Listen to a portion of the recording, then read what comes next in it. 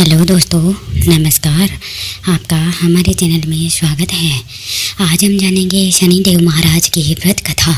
आइए जानते हैं। शनिदेव को ग्रहों का राजा कहा जाता है। भगवान भोलेनाथ ने इन्हें न्याय के देवता की उपाधि दी है। जो लोग शनिवार का व्रत करते हैं उनको पूजा के समय शनिवार व्रत कथा का श्रवण अवश्य ही करना चाहिए। शनिदेव को ग्रहों का राजा कहा जाता है। भगवान भोलेनाथ ने इन्हें न्याय के देवता की उपाधि दी है, तो साथ ही साथ शनिदेव को बहुत जल्दी क्रोध भी आता है। इसी क्रोध की वजह से पिता सूर्य से इनकी नाराजगी बनी रहती है। इनके क्रोध से सभी बचने की कोशिश करते हैं, वरना व्यक्ति पर मुसीबतों का पहाड़ टूट पड़ता है। इसलिए इन्हें प्रसन्न करने के लिए शनिवार व्रत रखा जाता है।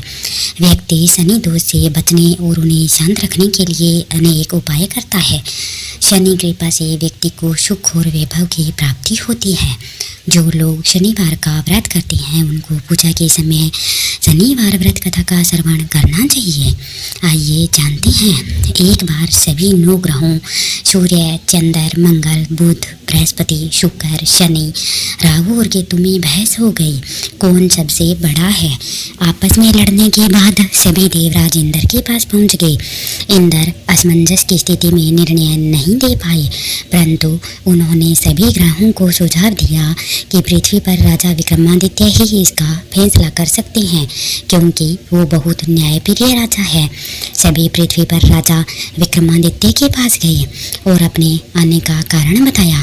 राजा उनकी समस्या को सुनकर बहुत परेशान हो गए। उनका चिंतित होना लाजमी था, क्योंकि जिस किसी को भी छोटा बताया जाता वह गुस्सा हो जाता। राजा के काफ़ी सोच विचार करने के बाद उन्हें एक उपाय सूझा। उन्होंने स्वर्ण, रजत, कांस्य, पीतल, शीशा, रांगा, जस्ता, अभ्रक और लोहे से 9 सिंहासन का निर्माण करवाया। उन्हें उपयुक्त कर्म में लगा दिया गया।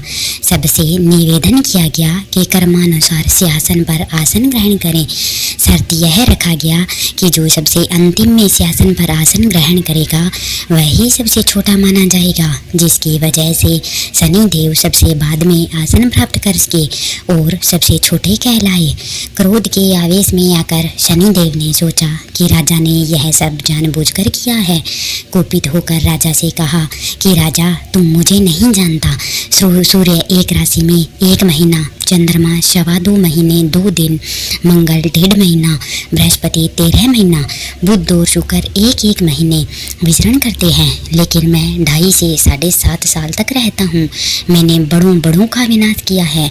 श्री राम की 6.5 आने पर उन्हें जंगल भटकना पड़ा था और रावण की 6.5 आने पर लंका को बंदरों की सेना से परास्त होना पड़ा था। क्रोधित शनिदेव ने राजा से कहा कि अब आपको सावधान रहने की जरूरत है। इतना कहकर शनिदेव कुपित अवस्था में वहां से चले गए। समय गुजरता गया और काल चक्र का पहिया घूमते हुए राजा की 6.5 आ ही गई।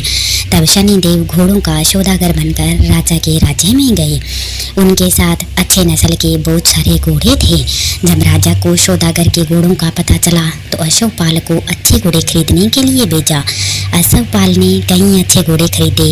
इसके अलावा सौदागर ने उपहार स्वरूप एक सर्वोत्तम नस्ल के घोड़े को राजा की सवारी हेतु दिया।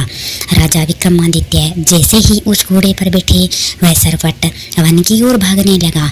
जंगल के अंदर पहुंचकर वह गायब हो गया। भूख प्यास की स्थिति में राजा जंगल में भटकता इधर से उधर भटकते रहे। अचानक उन्हें एक ग्वाला दिखाई दिया, जिसने राजा की प्यास बुझाई। राजा ने प्रसन्नता में उसे अपनी अंगूठी देकर नगर की तरफ चले गए। वहाँ एक सेठ की दुकान पर पहुंचकर उन्होंने जल पिया और अपना नाम भिक्खा बताया। भाग्यवंश उस दिन सेठ की खूब आमदनी हुई। सेठ खुश होकर उन्हें अपने साथ घर लेकर गया। सेठ के घर में खूंटी पर एक हार टंगा था, जिसको खूंटी निगल रही थी। कुछ ही देर में हार पूरी तरह से गायब हो गया। सेठ वापस आया तो हार गायब था। उसे लगा कि भिक्खा ने ही उसे चुराया है।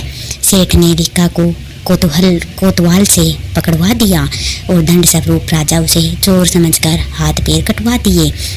तभी वहाँ से एक तेली निकल रहा था जिसको विक्का पर दया आ गई। उसने विक्का को अपनी गाड़ी में बैठा लिया।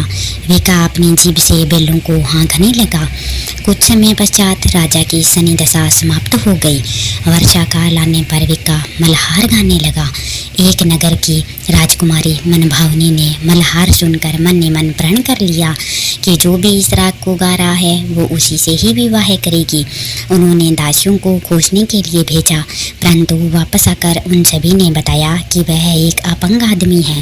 राजकुमारी यह जानकर भी नहीं मानी और अगले दिन ही वह अनशन पर बैठ गई। जब लाख समझाने पर राजकुमारी नहीं मानी तब राजा ने उस तेली को बुलावा भेजा और विक्का से विवाह की तैयारी करने के लिए कहा गया। विक्का से राजकुमारी का विवाह हो गया। एक दिन विक्का के स्वप्न में शनिदेव ने आकर कहा कि देखा राजन, तुमने मुझे छोटा बताकर कितना दुख झेला है। राजा ने क्षमा मांगते हुए हाथ जोड़कर कहा कि हे शनिदेव, जैसा दुख मुझे दिया है किसी और को ऐसा दुख मत देना।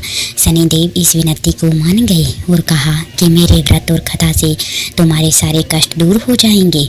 जो भी नित्य मेरा ध्यान करेगा और चींटियों को आटा डालेगा उसकी सारी मनोकामना पूर्ण हो जाएगी। शनिदेव ने राजा को हाथ पैर भी वापस दिए। दूसरे दिन जब सुबह राजकुमारी की आंख खोली तो वह आश्चर्यचकित हो गई।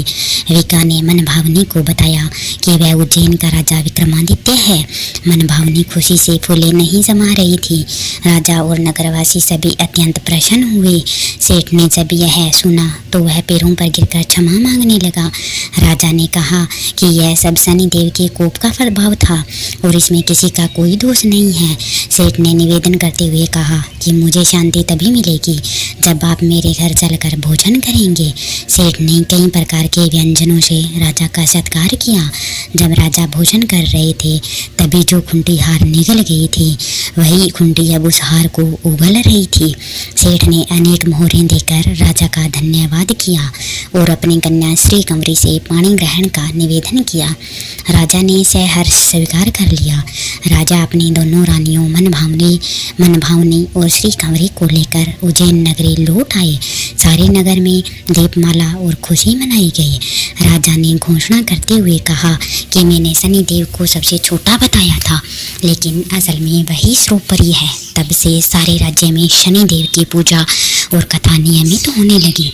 सारी प्रजा के बीच खुशी और आनंद का वातावरण बन गया। शनिदेव के व्रत की कथा को जो भी सुनता है या पढ़ता है उसके सारे दुख दूर हो जाते हैं। इस प्रकार शनिदेव महाराज की कथा संपन्न होती है। अगर आपको हमारी कहानी अच्छी लगी हो तो प्लीज़ चैनल को लाइक करें और सब्सक्राइब अवश्य ही करिएगा। धन्यवाद।